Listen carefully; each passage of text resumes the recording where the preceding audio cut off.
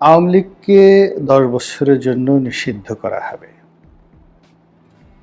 এবং আওয়ামী লীগের যারা শীর্ষ নেতা এবং অধস্তন নেতা অথচ দুর্নীতি এবং অনিয়মের সঙ্গে জড়িত তাদের বিরুদ্ধে কঠোর ব্যবস্থা গ্রহণ করা হবে। আওয়ামী লীগকে ১০ বছরের জন্য নিষিদ্ধ করছেন। এইবার এই বিষয় নিয়ে কথা বললেন গোলাম মাওলা রনি। তো বন্ধুরা, বুঝতেই পারছেন আজকের ভিডিওটা কতটা গুরুত্বপূর্ণ একটি ভিডিও। দয়া করে আজকের ভিডিওটিকেও স্কিপ করবেন না। তো বন্ধুরা, চলুন ভিডিওতে আর বেশি কথা না বলে সরাসরি আজকে আমরা চলে যাব এই গোলাম মাওলা রনির কাছে, আর আমরা তার কাছ থেকে শুনবো আওয়ামী লীগকে কেন ১০ বছরের জন্য নিষিদ্ধ করা হয়েছে। আওয়ামী লীগকে ১০ বছরের জন্য নিষিদ্ধ করা হবে এবং আওয়ামী লীগের যারা শীর্ষ নেতা এবং অধস্তন নেতা অথচ দুর্নীতি এবং অনিয়মের সঙ্গে জড়িত তাদের বিরুদ্ধে কঠোর ব্যবস্থা গ্রহণ করা হবে। অনেকে তাদের মৃত্যুদণ্ড পর্যন্ত আশা করছেন। বলা হচ্ছে যে আমাদের একটা যুদ্ধ অপরাধের জন্য যে ট্রাইব্যুনাল, আন্তর্জাতিক ট্রাইব্যুনাল, এখানে অনেকের বিচার হবে এবং এই সরকার যদি টিকে থাকে তাহলে আওয়ামী লীগের নেতাকর্মীদের বিচার করার জন্য বড় রকমের কোনো ট্রাইব্যুনাল বা একাধিক ট্রাইব্যুনাল গঠিত হতে পারে। এটা অস্বাভাবিক কিছু নয়। ইতিমধ্যে আওয়ামী লীগের অনেকে খুব ন্যাক্কারজনকভাবে গ্রেপ্তার হয়েছেন। অনেক বড় বড় নেতাদের বাড়িঘর জ্বালিয়ে পুড়িয়ে ছারখার করে দেয়া হয়েছে। অনেকের ব্যবসা প্রতিষ্ঠানে আগুন লেগেছে, আগুন দেয়া হয়েছে, তছনছ করা হয়েছে, বন্ধ করে দেয়া হয়েছে। আর যে সকল পাবলিক লিমিটেড কোম্পানি, ব্যাংক, বিমা থেকে শুরু করে অন্য কর্পোরেট হাউসগুলো, সেগুলোকে প্রাতিষ্ঠানিকভাবে অন্য যারা শেয়ার হোল্ডার রয়েছেন তারা দখল করেছেন এবং কিছু কিছু ক্ষেত্রে রিসিভার, কিছু কিছু ক্ষেত্রে প্রশাসক নিয়োগ করার জন্য প্রক্রিয়া চলছে। দ্বিতীয়ত, আমাদের দেশে একটা গণ অভ্যুত্থান হয়েছে। এটিকে আমি আসলে গণ অভ্যুত্থান না বলে এটিকে বলবো গণ বিস্ফোরণ। এর কারণ হলো অভ্যুত্থান এবং বিস্ফোরণ এই দুটো ভিন্ন জিনিস। অভ্যুত্থান যখন হয় তখন সুনির্দিষ্ট একটি দাবির ভিত্তিতে মানুষ দীর্ঘদিন লড়াই এবং সংগ্রাম করতে থাকে এবং যে সকল দাবির বিরুদ্ধে লড়াই করতে থাকে সে সকল দাবি পরবর্তীতে রাষ্ট্রীয়ভাবে কিভাবে বাস্তবায়ন করতে হবে সেই ব্যাপারে রাজনৈতিক দলগুলো, জনগণ সচেতন থাকে এবং তাদের একটা পূর্ব প্রস্তুতি থাকে। যেমন আমরা মুক্তিযুদ্ধ করেছি, মুক্তিযুদ্ধ হয়ে যাওয়ার পরে আমাদের কি কি করতে হবে সেটি নিয়ে আমাদের একটা পূর্ব প্রস্তুতি ছিল। ফলে খুব বেশি দেরি হয়নি এটি সংবিধান প্রণয়ন করতে, এটি রাষ্ট্র ব্যবস্থা গড়ে তুলতে, আরও অনেক কিছু। আবার এরশাদ জমানাতে আমাদের যে গণ অভ্যুত্থান হয়েছে সেটার প্রেক্ষিতে আমরা যা কিছু করেছি সেখানেও আমাদের আসলে 15 দিনের বেশি সময় লাগেনি সব কিছু ঠিকঠাক করে নিতে।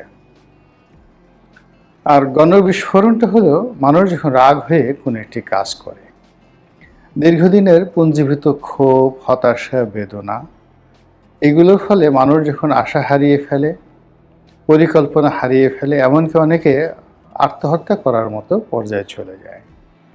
তো এরপর যখন একটা সুযোগ এসে যায়, মানুষ যখন ক্রোধ দেখানোর, রাগ দেখানোর সুযোগ পেয়ে যায় এবং সেই রাগ দেখানোর ফলে যে পরিবর্তন হয়, রাজনৈতিক পরিবর্তন হয়, এটি গণবিস্ফোরণ।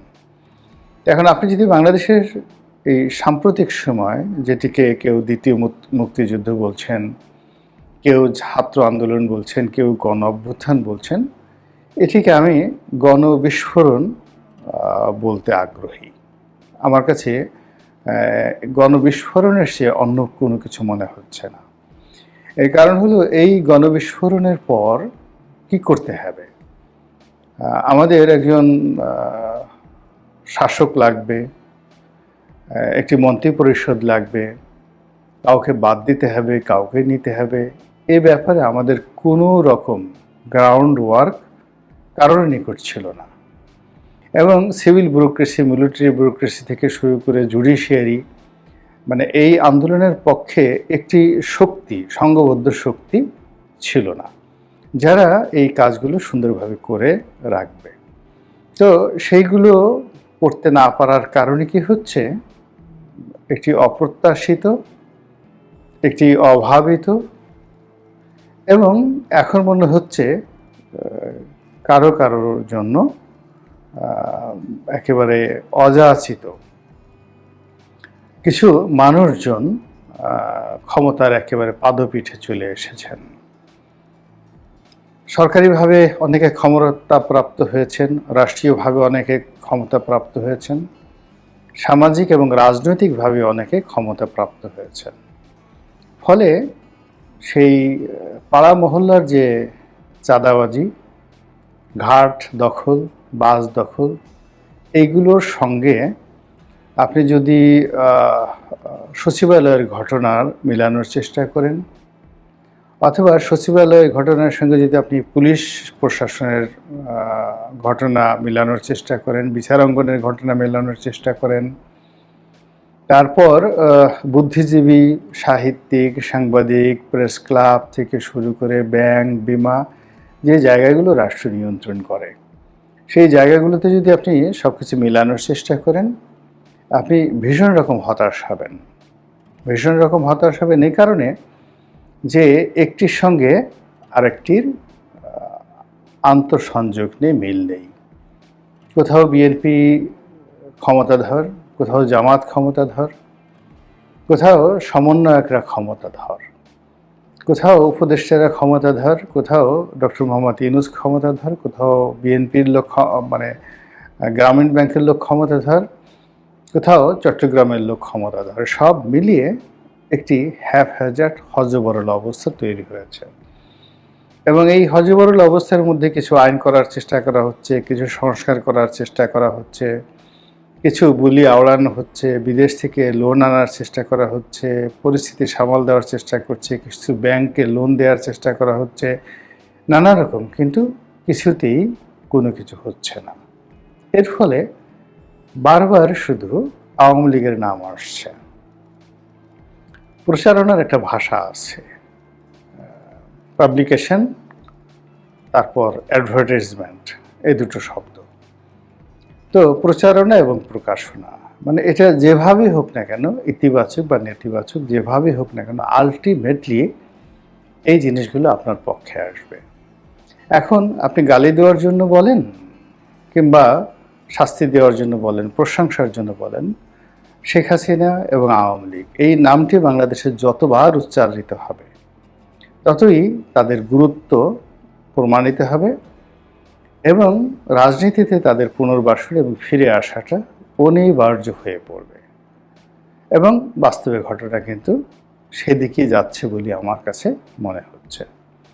এর কারণ হলো, যারা এই মুহূর্তে ক্ষমতায় আছেন, তারা না আওয়ামী লীগকে নির্মূল করতে পারছেন, না আওয়ামী লীগকে পরিশোধিত করে পুনর্বাসিত করার চেষ্টা করছেন। যদি ডক্টর মোহাম্মদ ইউনূস রাজনৈতিকভাবে প্রজ্ঞাবান হতেন, তিনি সবার আগে চেষ্টা করতেন, একেবারে সবার আগে, যেটা শহীদ প্রেসিডেন্ট জিয়াউর রহমান করেছিলেন, তিনি এই আওয়ামী লীগকে শেখ হাসিনা মুক্ত করতেন, শেখ পরিবার মুক্ত করতেন, দুর্নীতিবাজদের মুক্ত করতেন, এবং তিনি আহ্বান করতেন যে গণভবনের দরজা তাদের জন্য খোলা, আওয়ামী লীগ যারা 2009 থেকে এই পর্যন্ত একটি দুর্নীতি করেননি, এই পার্টির জন্য যাদের কন্ট্রিবিউশন আছে, এবং এই পার্টি সংগঠিত করতে ইচ্ছুক, রাষ্ট্র তাদেরকে সহযোগিতা করবে। এবং এই কথাটা বলার সঙ্গে সঙ্গে সে ব্রিটিশদের যে ডিভাইড অ্যান্ড পলিসি রুল, এটি হয়ে যেত এবং আওয়ামী লীগের মধ্যে দুটো ভাগ হয়ে যেত, যারা পালিয়ে গিয়েছে তারা এবং যারা পালিয়েছে তাদের একটি ভাগ, আর যারা পালায়নি তারা রাজপথে নেমে আসতো। আর তারা রাজপথে নেমে আসার সঙ্গে সঙ্গে এই মুহূর্তে ডক্টর ইউনূসের যে ভয় এবং আতঙ্ক জামাতকে নিয়ে এবং বিএনপিকে নিয়ে, সেই জিনিসটি সঙ্গে সঙ্গে তার চলে যেত। এটা শুধুমাত্র তার ইচ্ছা, সদিচ্ছা, আর কিচ্ছু না। নেতা হওয়ার জন্য ঝুঁকি নিতে হবেই। তো সেই কাজগুলো তিনি করতে পারেননি এখন পর্যন্ত এবং সম্ভবত পারবেন না। তাহলে কি হবে? যারা পালিয়ে আছেন তারা উকি ঝুঁকি দিয়ে দেখছেন যে কখন বের হবেন দেশের মধ্যে, আর দেশের বাইরে যারা পালিয়ে আছেন তারা ওখান থেকে গভীর মনোযোগ সহকারে যারা বাংলাদেশের পরিস্থিতি পরিবেশ পর্যবেক্ষণ করছেন এবং কখন কি করে বাংলাদেশে আসা যায় সেই প্ল্যান এবং পরিকল্পনা তারা করে চলেছেন। দ্বিতীয়ত যেটা আছে সেটা হলো, দেশের মধ্যে যারা আছেন, দেশের বাইরে যারা আছেন, তাদের সকলের নিকটই অঢেল অর্থ। বাংলাদেশি মুদ্রায় তাদের অর্থ আছে, বিদেশি মুদ্রায় তাদের অর্থ আছে। এবং আপনি জানেন যে অর্থ এত বড় একটা নিয়ামক শক্তি যে এটি কারো হাতে থাকলে তার অন্য যে কোনো যোগ্যতা খুব অল্প পরিমাণে থাকলেই হয়। জ্ঞান, গরিমা, শিক্ষা দীক্ষা খুব অল্প থাকলে কিন্তু হয়ে যায়, তারা অনেক কিছু করতে পারে। তো সেই দিক থেকে যারা বর্তমানে আওয়ামী লীগের পলাতক লোকজন রয়েছেন বলা হয়ে থাকে, তাদের সকলেরই অন অ্যাভারেজে 100 কোটি থেকে হাজার হাজার কোটি টাকা রয়েছে। তো এই টাকা দিয়ে তারা যদি গার্মেন্টসে বিশৃঙ্খলা তৈরি করতে চান, তারা যদি জনপদে বিশৃঙ্খলা তৈরি করতে চান, তারা যদি সন্ত্রাস করতে চান, তারা যদি সরকারের কর্মকাণ্ডে বাধা দিতে চান, এটি তাদের জন্য ওয়ান-টুর বিষয়। তো এই বিষয়গুলো সরকারকে প্রস্তুতি নিতে হবে। দ্বিতীয়ত, যারা আছেন একেবারে গত 15 বছর ধরে যে বিশাল একটি শ্রেণী তৈরি করা হয়েছে প্রশাসনে, একেবারে নিম্নস্তর থেকে সর্বোচ্চ স্তর পর্যন্ত, তারা ভুল পাল্টে চুপচাপ করে আছেন বটে বা চুপচাপ হয়ে আছেন বটে, কিন্তু সুযোগ পাওয়া মাত্রই তারা যে ফসে উঠবেন এটি নিশ্চিত করে বলা যায়, কোনো সন্দেহ নেই। এবং সেটি সামাল দেওয়ার মতো অবস্থা বাংলাদেশে কারোরই নেই।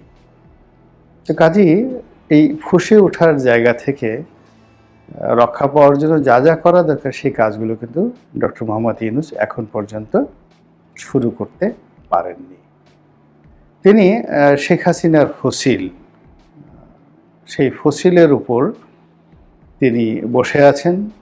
শেখ হাসিনার চেয়ার, শেখ হাসিনার বাসভবন, শেখ হাসিনার বঙ্গভবন, শেখ হাসিনার প্রেসিডেন্ট, শেখ হাসিনার সংবিধান, সব কিছুর উপর বসে আছেন। তার সঙ্গী কারা, সাথী কারা, তার প্রমোটার কারা? আপনি 0030 তার যে সূত্র, 3টি শূন্য যদি যোগ করেন সমান সমান শূন্যই হবে। ভাগ করলেও শূন্য হবে, গুণ করলেও শূন্য হবে। এটা ম্যাথমেটিক্সের একটা টার্ম। এখন তার যারা শুভানুধ্যায়ী, সাহায্যকারী এবং একান্ত ঘনিষ্ঠজন, বন্ধু বান্ধব রয়েছে, তাদের মধ্যে কোনো সেনাপতি নেই, তাদের মধ্যে কোনো রাজনীতিবিদ নেই, তাদের মধ্যে কোনো দার্শনিক নেই, তাদের মধ্যে কোনো ধনী ব্যক্তি নেই, তাদের মধ্যে ডক্টর ইউনূসকে ধমক দিতে পারেন, পরামর্শ দিতে পারেন, নেই কেউ। ওনার আশেপাশে যারা আছেন সকলের মুখে একই বক্তব্য, আপনি মহান, আপনি শ্রেষ্ঠতর, আপনি এই জমিনের গত 1000 বছরের শ্রেষ্ঠ মানব। হুজুর, আপনি যা বলবেন তাই হবে, আপনি যা ইচ্ছা করবেন তাই ঘটবে, আপনি যা দোয়া করবেন তাই ফলবে। এই কথাগুলো তার আশেপাশের লোকজন যেভাবে তিনি সেট আপ করেছেন, তাদের মুখ থেকে এর বাইরে ভিন্ন কোনো কথা আসবে না যে হে ইউনূস আপনি ভুল করছেন।